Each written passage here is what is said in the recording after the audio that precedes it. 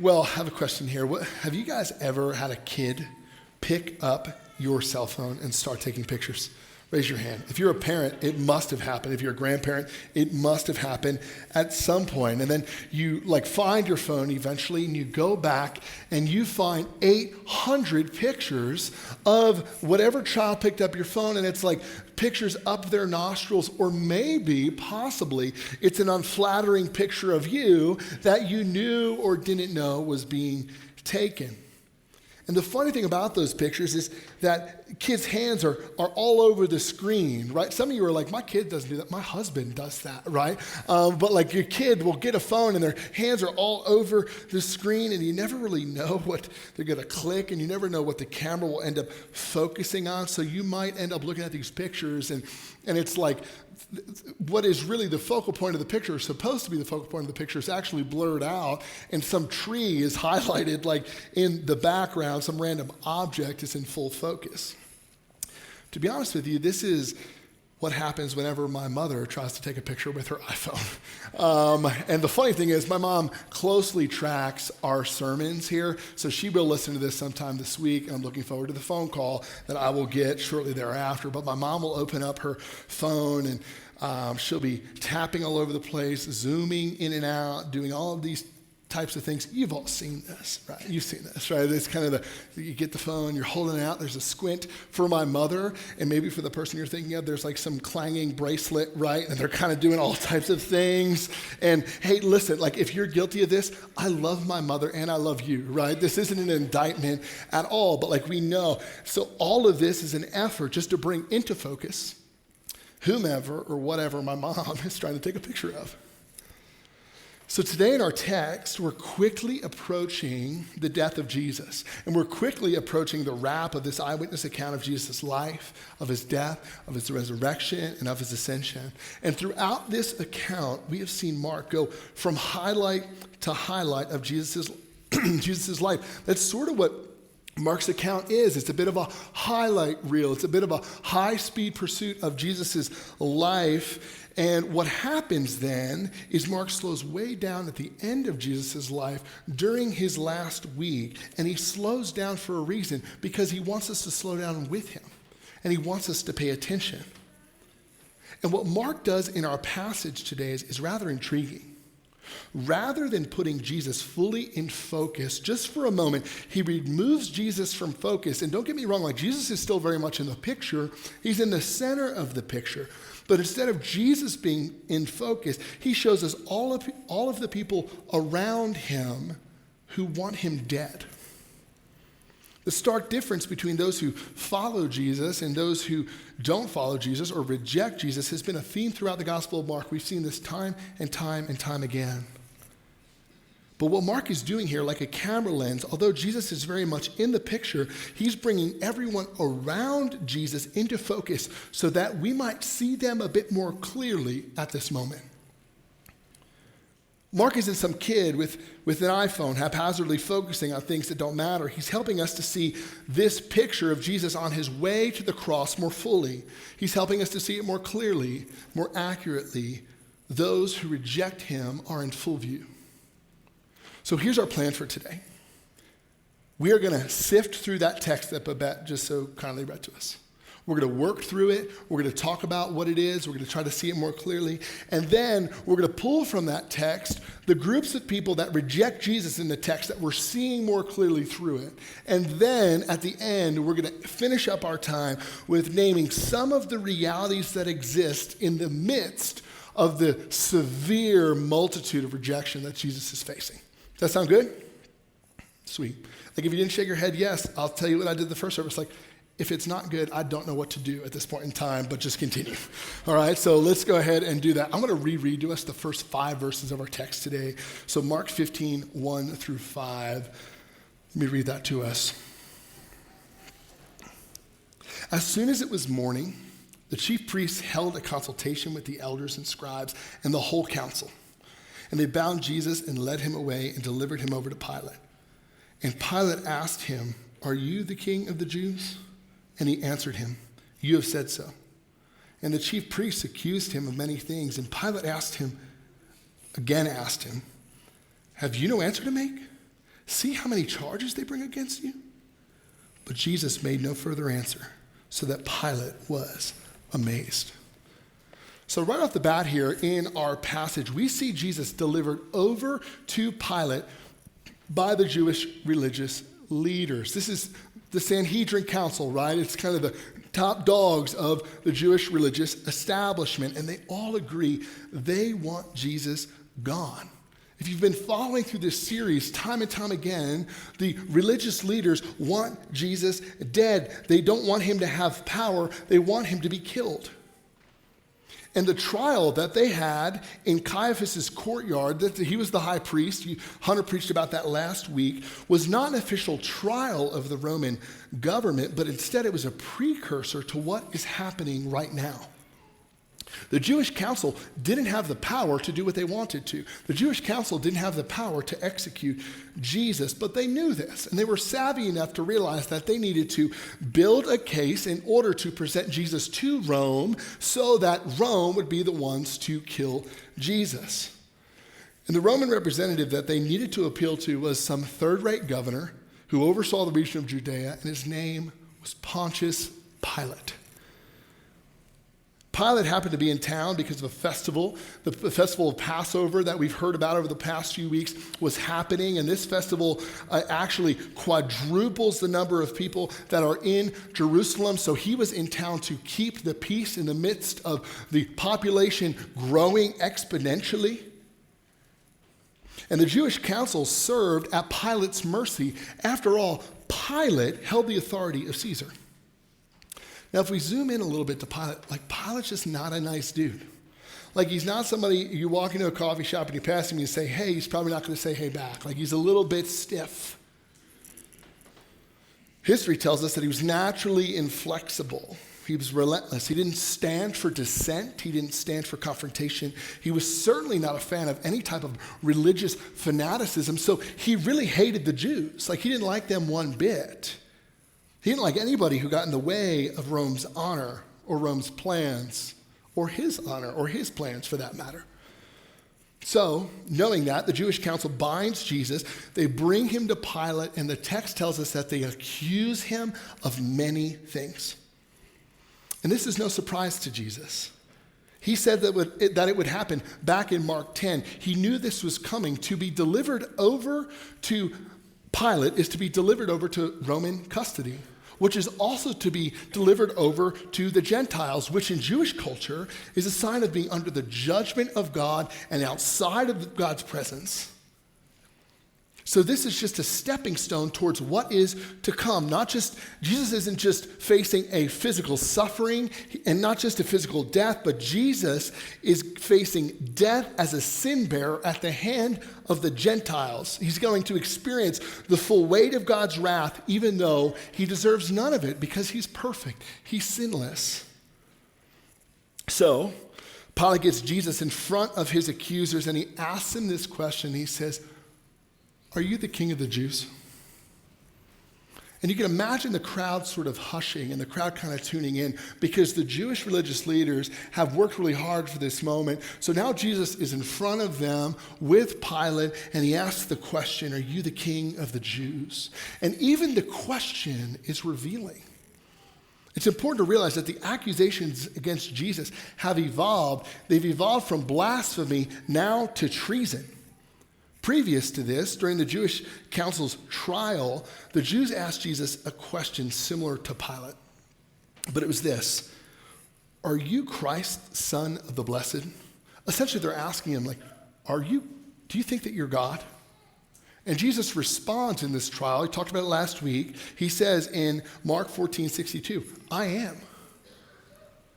And he continues on, "And you will see the Son of Man seated at the right hand of power and coming with the clouds of heaven." And at that moment, at that trial, they freak out. They lose their minds. They begin to tear their clothes in frustration and in objection, calling Jesus a blasphemer. And to blaspheme is to speak against God. But now, shortly thereafter, in front of Pilate, we see Jesus ask not if he's the Son of God, but if he is King of the Jews. "Are you King of the Jews?" This language is much more politically charged. Jesus, Son of God, is much more politically charged. Jesus, King of the Jews, is much more politically charged because, why would Jesus, Son of God, be an issue for Pilate? If Jesus is some crazy man that bothered the Jews and insulted their God, and Pilate already can't stand the Jews, he thinks they're an annoying little religious, fanatical segment of the population, what big issue would that be to Pilate? But Jesus, King of the Jews, Jesus, enemy of state, Jesus, king wannabe, that's a problem for Pilate. And this is the deceptive work of the religious council. We see a little bit later on in verse 12 that they're the ones that twist such an idea and tell Pilate these things. They're trying to manipulate this entire situation to get to the ends that they are longing for. They don't want Jesus around. They hate Jesus. They hate his influence. They hate his message. But Jesus responds to Pilate much differently than he responds to the Jewish council. Mark actually paints Jesus in this brief and calm manner. Pilate asks, Are you king of the Jews? And Jesus responds, You have said so. Jesus is essentially brushing this off. He's like, hey, whatever you say. Otherwise, he remains quiet in front of Pilate and in front of the crowd. He does not protest. He does not complain. This is actually fulfilling a prophecy we see 700 years earlier from the prophet Isaiah, where he says in 53:7, he was oppressed and afflicted. This is Jesus. Yet he opened not his mouth. Like a lamb that is led to the slaughter, and like a sheep that is before its shearers is silent, so he opened not his mouth. And by this point, and by seeing Jesus' life, we know that Jesus knows how to respond to opposition. He could come out with some sharp, pointed, very good words here. He could probably even talk Pilate into having him released. He knows how he's perceived. He knows what people believe. He certainly knows what other people desire to happen to him. Just shortly there before, Jesus was in a garden pleading with God to be merciful to him because he knew the suffering and death that was imminent. He knew the opposition, and he knew the separation from God that was in front of him. He knows that his obedience on the path that he's on will end with death on a cross. And he is on that path during this line of questioning. So Jesus' simple answer speaks volumes. And it elevates everything and everyone around him. His silence means something. It's not to be just dismissed. And in his silence, Pilate he's in disbelief.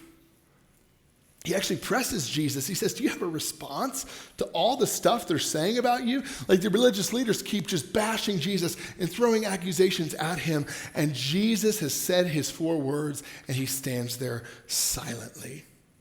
But in his silence, there's much more. It's not cowardice. Jesus isn't nervous. But in his silence, Jesus is submitting to the Father, staying the course in the face of wrongful accusation, in the face of imminent death. He does not use this opportunity to defend himself. He does not use this opportunity to impress Pilate. He speaks 4 words. That's it. He knows where he needs to go, and he knows that this is the path he needs to remain on. And like a sheep before its shearers, he remains silent. Now the story continues. Let's look at verse 6 all the way to 15. Now at the feast, that would be Passover, he used to release for them one prisoner for whom they asked. This is Pilate. And among the rebels in prison who had committed murder in the insurrection, there was a man called Barabbas. And the crowd came up and began to ask Pilate to do as he usually did for them. And he answered them, saying, do you want me to release for you the king of the Jews? For he perceived that it was out of envy that the chief priests had delivered him up. But the chief priests stirred up the crowd to have him release for them Barabbas instead. Verse 12, and Pilate again said to them, then what shall I do with the man you call the king of the Jews? And they cried out again, crucify him. And Pilate said to them, why? What evil has he done? But they shouted all the more, "Crucify him." So Pilate, wishing to satisfy the crowd, released for them Barabbas, and having scourged Jesus, he delivered him to be crucified. So we see here that Pilate, what's happening is he actually instituted this tradition that during Passover, he would grant amnesty or pardon to a prisoner during this strategic time when he could appeal to many at once. Keep in mind, like, Jerusalem's packed, quadruple the normal population. So he could do something and a lot of eyes would see it. And letting a prisoner go pleased the people. It appeared to be a humble move in sight of the masses and was ultimately used, this move, to win favor. And Pilate, being oppressed by the people to give up a prisoner, he sees this as an opportunity. He's like, you know what, I'm going to release Jesus, because he isn't sure about Jesus' guilt. We see this tension within him throughout the text. He puts up Jesus to be released, but the crowd, being stirred up by the religious leaders, they vehemently respond that they don't want Jesus. They want a guy named Barabbas. Now, Barabbas was pretty much a fully different dude than Jesus. He was a notorious robber. He was part of a violent uprising. He was an insurrectionist, and in that insurrection, he murdered people, killed people. And Jesus stands before them, most likely with Barabbas at his side, and the crowd is being swayed by the religious leaders to release the murderer. Most likely this crowd was briefed and invited, standing at the governor's palace as a favor to the religious leaders, pleading for the release of the guilty so that the innocent would be indicted. And what's helpful is, like, stories like this sometimes in the gospel account of Mark can be found in other gospels, and they could be found from a different perspective, from a different angle. It could shed different light on the story. So in other gospel accounts, we get a closer look at Pilate and Jesus' interactions. And in the midst of this craziness, this happens. This is interesting. Pilate's wife warns Pilate, don't do anything to this quote unquote innocent man. She was disturbed in a dream of Jesus' innocence. She calls Pilate, hey, don't do anything. He's innocent. I've been bothered.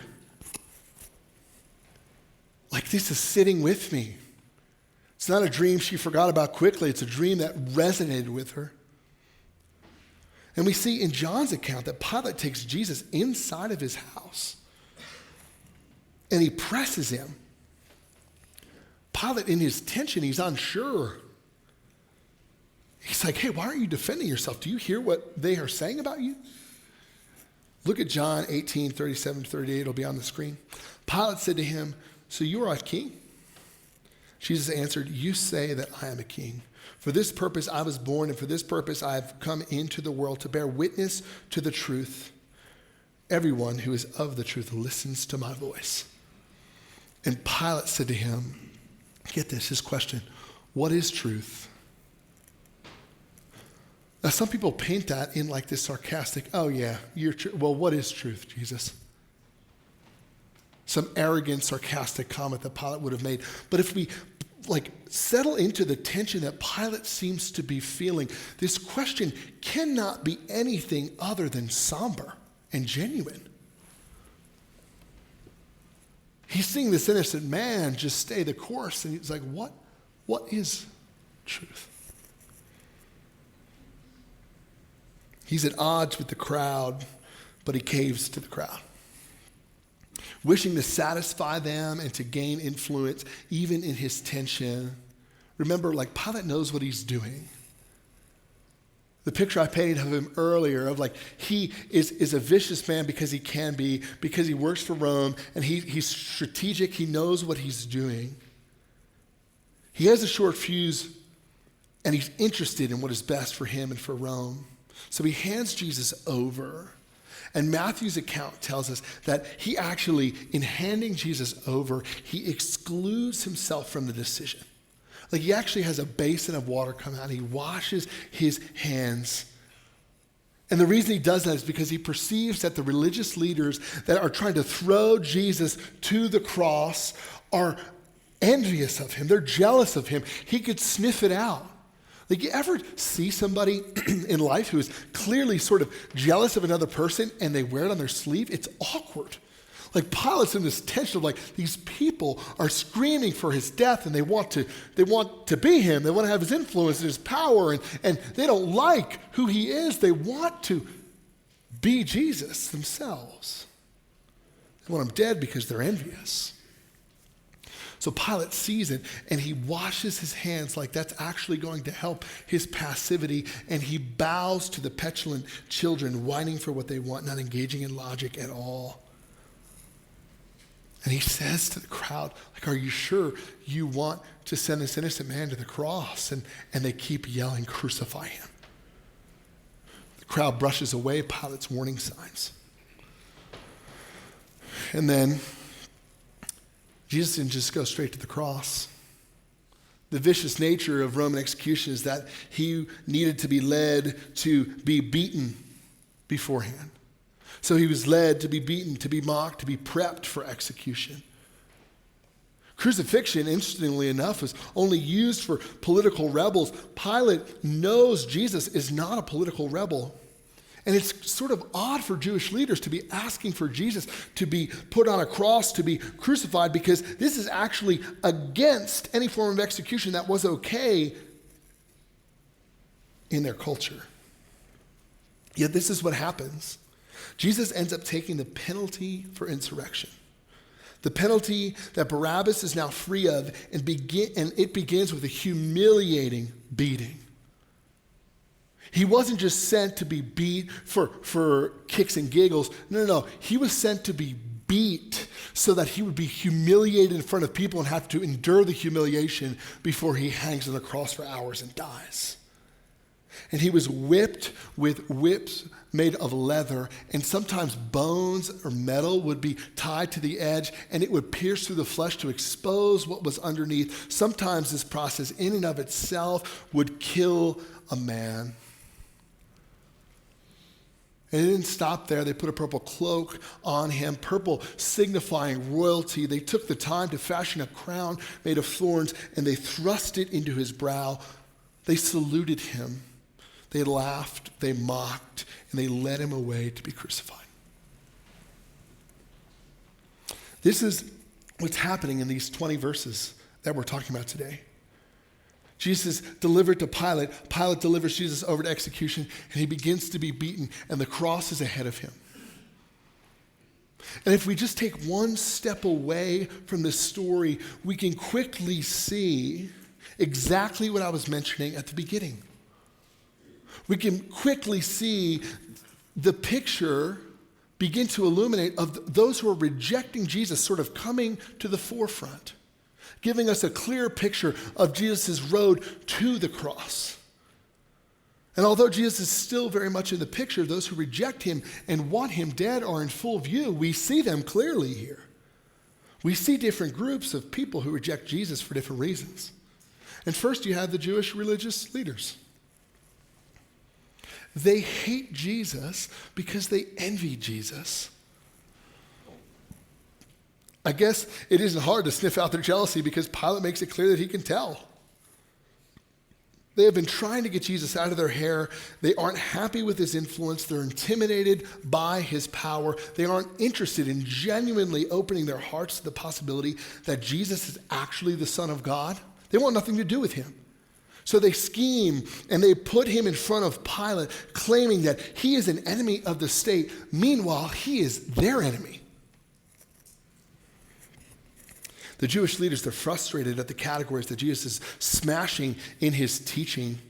They're tired of his power being put on display. They're probably most agitated with everyone's eyes turning away from them and onto Jesus because people were starting to follow him. The religious leaders reject Jesus because they were envious of him. And then you have Pilate.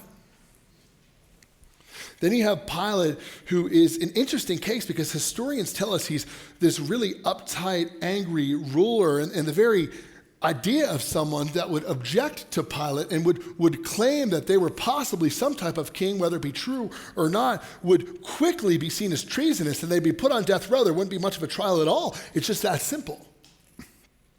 But there's something about Jesus that makes Pilate slow down. Like he presses Jesus, unsure if he's really an issue for him, doubting of the Jewish leaders' annoying accusations. They're screaming what they want, but he's just not sure if they're right. Pilate's conflicted. Yet he sends Jesus to be beaten and killed. Why does he do this? Why does he do this when he's facing the tension within him? Why does he still send Jesus to be beaten and killed? It certainly wasn't a concern of justice. It was politically motivated. Pilate saw the crowd moved. He saw that they were worked up. He saw that a riot was starting to form, and Jewish leaders kept stirring up the crowd so that chaos was ensuing all the more.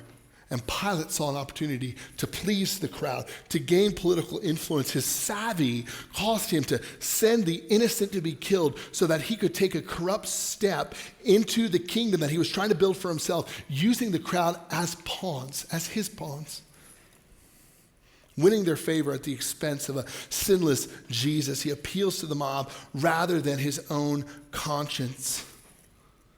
It was a cost-benefit analysis for him. That's all it was. No hand washing helps his decision. Pilate rejects Jesus. And then there's the crowd. The crowd's being manipulated here, it's clear. Some historians believe that this crowd was manufactured, that Jewish leaders gathered as many as they could. They informed them what they needed to do, and maybe they paid some off and manipulated the situation to just be exactly what it needed to be.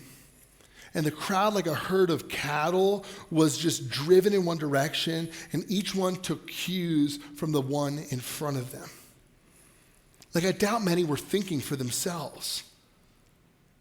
They were just looking at what everybody else was doing, and they were just doing that thing, not even really analyzing, like, what am I doing here? They were socially motivated to fit into that specific moment, so they call for the release of Barabbas instead of thinking for themselves, instead of asking for the release of someone who hasn't killed anyone, who's never led an uprising, who is all throughout Judea, all throughout the Galilee region, healed and restored and taught love and peace. They instead asked for a murderer to be let on the loose. And they did this all while keeping Jesus at a distance, trying to blend in. The crowd, they reject Jesus. And they reject Jesus for Barabbas. And the only other group worth mentioning from our passage in Mark is the soldiers. But they're pretty similar to the crowd. They're just doing their job. They're ruthlessly begin to beat this innocent man, but they're passively engaging in the death of Jesus. They reject him as they mock him, sarcastically calling him their king. All of these people reject Jesus and lay in front of him his path to the cross where he will ultimately be murdered. And if we look at these different groups of people who reject Jesus in our passage today, if we take one more step back, we can not just see all of those who are rejecting Jesus, but we can also see what is real in the midst of this harsh, vile rejection of the Son of God. What else is true in the midst of Jesus being rejected by every group in our passage today? I'm going to look at three realities that we see in the midst of this. First off, those who reject Jesus quickly understand the full weight of what they asked for. Those who reject Jesus fully experience what life is like in their rejection of the Son of God, because they are left with only themselves. There is no neutral. Throughout the Gospel of Mark, we have seen a clear picture that you're either with Jesus or you're against him. You either love him or you hate him. You're either for him or you're opposed to him. To say that you are neutral is to say that you are opposed to him. Why? Because if Jesus is who he says he is, then he demands our everything. He doesn't just demand our everything, but he deserves our everything. And anything less than standing under the good reign of Jesus, anything less than submitting to the good lordship of Jesus Christ is an offense to the very order of the cosmos. To live in animosity towards God. Like all of these examples we've seen it in Pilate, we've seen it in the crowds, we've seen it in the soldiers, we've seen it in the religious leaders. To live in animosity towards God is to live an unfulfilled life. Those who reject Jesus are experiencing the full weight of their rejection. And like the religious leaders in their rejection, they're living with envy all of their days, constantly concerned with their position.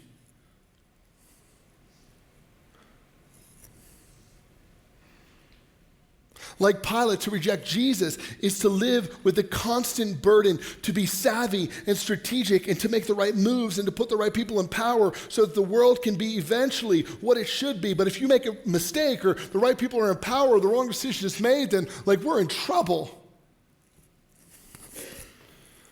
To be like the religious leaders and always worry about who's at the top of the ladder and how do I get there and how do I fight, man, it's brutal. To reject Jesus like the crowd and the soldiers, you might spend the rest of your life taking social cues passively, nervously following the crowd in order to survive. The people who are rejecting Jesus in this text, and maybe you have rejected Jesus yourself, the full weight of rejecting Jesus and opposing him, you feel that as you're doing it. Because even though, just like the people in the crowd, outwardly, you might be put together and it might look good. The people in the crowd, they're taking cues from other people and it's just they're just doing their thing and they look good in front of other people because they're just following the crowd and they're kind of being herded in this direction and they want this guy dead. Everybody wants this guy dead. They might look good on the outside, but inwardly they're wasting away. Rejection of Jesus is rejection of full life. And my friends, maybe you feel this. If you rejected Jesus, maybe you feel some of this weight that life apart from Jesus means life apart from there being a God who cares for me and is intimately concerned for me means that if there isn't that God and if Jesus didn't have a steadfast resolve to go to the cross and to die to make a way for us to have a relationship with God the Father, then that just leaves you with you. And you need to fight for dear life for the rest of your life so that you could be all that you need to be because there's nothing else to grab onto. That is rejection of Jesus. And maybe you feel this and maybe you're just tired. Maybe you're tired. Maybe you're looking for life in every place but with Jesus. And in doing so, you're opposing him and you're reaping the brutality of life separate from God.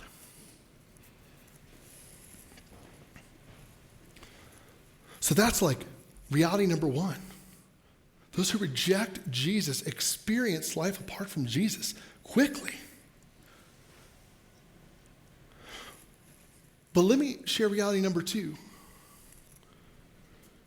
Even in the midst of all of the rejection we just read about, God is gracious. If you felt all the concern that I just talked about, in rejection, life is brutal and you're feeling tense and pent up, just let that breath out and breathe. Because in the face of rejection, in the face of Jesus, people wanting Jesus killed, in the face of Jesus, people hating Jesus' guts, he is gracious. You don't believe me? Look at Barabbas. Barabbas' release is a picture of what is to come.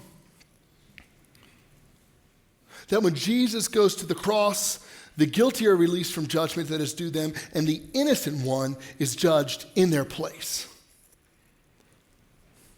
Jesus goes to the cross on the count of insurrection, yet that was Barabbas' charge. It was Barabbas' whips that tore the back of Jesus. It was Barabbas' nails that were driven into Jesus' hands. It was Barabbas' cross that Jesus died on.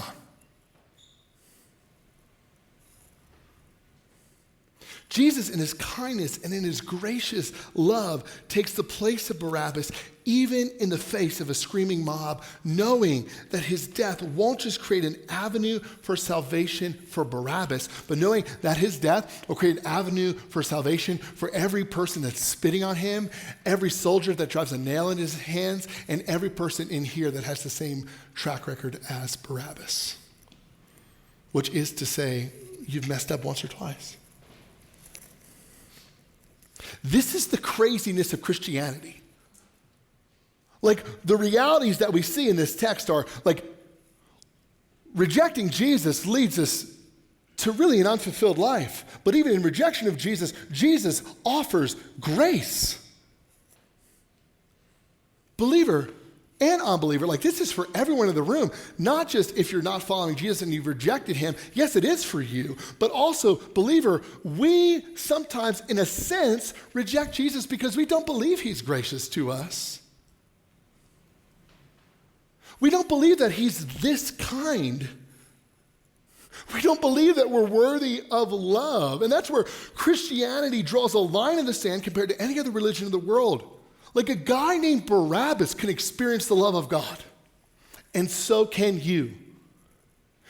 If you are not following Jesus, if you've rejected him and you're feeling the weight of what I talked about and you're tired, the love of God is extended to you because of Jesus. And if you have been following Jesus for a while and you just forgot about his love, you forgot about the fact that you were Barabbas and he took your place, his love is offered to you. Don't forget it. This is the original Jesus. Gracious, even when our lives reject him, he invites us in, just like Mark 10 says. Like, Jesus is still seeking and saving the lost in the midst of rejection. The realities of rejecting Jesus are brutal. Brutal. But what else is real is that the gracious, kind Jesus offers you grace in the midst of your rejection. And he does it over and over and over again. And the third thing that is true in the midst of seeing everyone who is rejecting Jesus in this passage is that in the midst of such rejection, God is still in control. He's in control of the world. He's in control of his redemptive plan.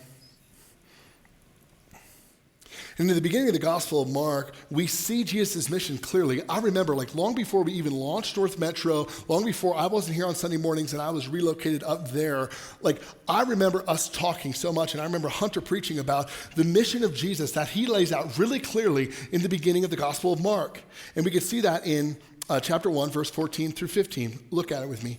Now, after John was arrested, Jesus came into Galilee proclaiming the gospel of God and saying, the time is fulfilled. The kingdom of God is at hand. Repent and believe in the gospel. And what we see here is not a defeat of Jesus. Those opposing him could see, hey, we have the upper hand. There's no way he fulfills this mission. But this kingdom that Jesus set out to inaugurate needs a king. And ironically enough, the sign that's going to be placed above Jesus' head on the cross, the crown of thorns that is shoved into his head while he's being mocked, the royal robe, all of the sarcastic adoration, all of that rejection that was meant to mock him was actually the formal inauguration of Jesus as king of the kingdom that he was bringing about. Like, this is coronation day. What was meant for evil is actually used to bring about the redemptive plan of God, even in the face of such rejection and opposition. God has a way of using the grossest of evils, even in the face of extreme rejection. His plans will go forward over and over again. Even in trying to kill Jesus and get him out of their hair, Like, look at what's happening. Prophecy is being fulfilled. God is proving true and faithful. Humanity's receiving hope over and over again in the midst of the suffering of Jesus. You might ask yourself, wait a minute, okay, well then, I get it. Jesus had to die on the cross. We've been talking a lot about atonement lately, right? We don't have time to really get into the details of atonement this morning, but we've talked about it over the past few weeks several times. So if you haven't heard those sermons, you got to go back and listen. But why didn't Jesus just go to the cross and die? A couple hours done. Why do you have to suffer? His suffering begins in Gethsemane and it continues until his last breath on the cross. What's the deal there? It doesn't seem like God's in control. It seems just torturous. But get this. Jesus goes to the cross based on Hebrews 2, 8 through 10. Let's actually just read that. It'll be up on the screen. I'm going to start a little bit through 8. Now, in putting everything in subjection to him, that's Jesus, he left nothing outside his control. At present, we do not see everything in subjection to him, but we see him who for a little while was made lower than the angels, namely Jesus, crowned with glory and honor because of the suffering of death, so that by the grace of God, he might taste death for everyone. So Jesus tastes death for everyone. But what about his suffering? For it was fitting, let's continue, it was fitting that he, for whom and by whom all things exist, and bringing many sons to glory, should make the founder of their salvation perfect through suffering. Jesus, in his suffering, in these whips and this torturous flogging, he is being, the author of Hebrews says, perfected, not because he isn't perfect, not because he had some sin he had to atone for. No. That is to say that he, in his humanity, is actually getting the literal flesh ripped off of him in order to show that he is a king who is tried and true. He didn't magically, in some fairy tale sense, suffer and die. No, he felt real pain, he bled real blood, he sweat real tears, or he sweat real sweat, he cried real tears. Jesus knows that what he's going through must happen. Nothing is off course. Nothing is not going to plan. Jesus' suffering was intended so that he would be perfected, so that I could stand up here 2,000 years later in Denver, Colorado and say, we have a Savior who was brutally whipped, flogged, and murdered, and he did so perfectly, without sin. He was tried, and of anybody else who's ever lived, in the midst of trial, he remained true. Every time. In the midst of the radical rejection of Jesus, the murder of God, the plans and purposes of God persist. And even those who reject him will see him as king soon. I love this quote by R.T. France. Let's put it up on the screen. He says this, the reader of this part of Mark, right, is expected to recognize that however inappropriate the charge at the trial and on the placard on the cross may have been in terms of popular understanding at the time, and however much mocked by the uncomprehending Roman soldiers and even the Jewish leaders themselves, Jesus does enter into his true kingship, paradoxically enthroned on a cross. What a reality for us today.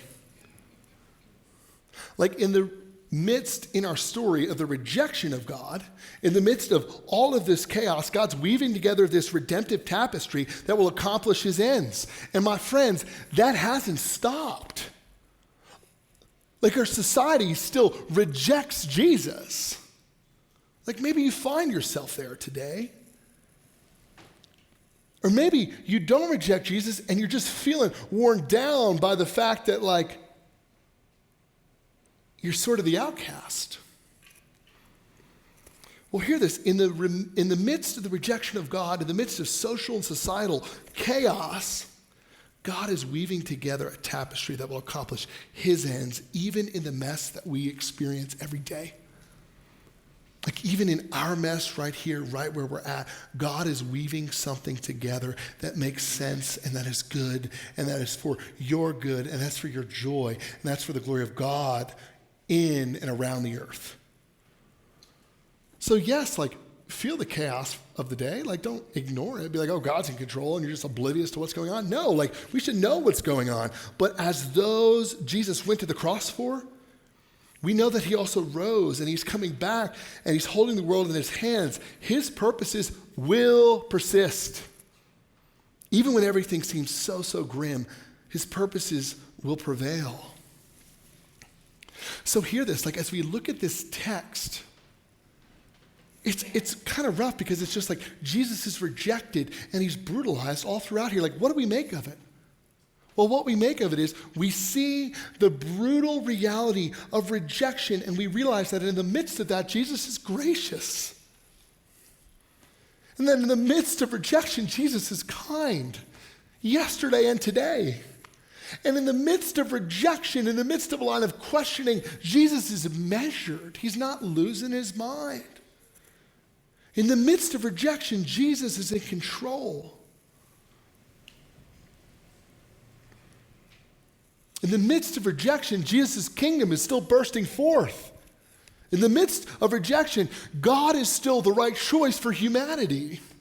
In the midst of rejection, King Jesus is still at the right hand of God the Father, and he's on his way back. That's good news, friends. Let's pray.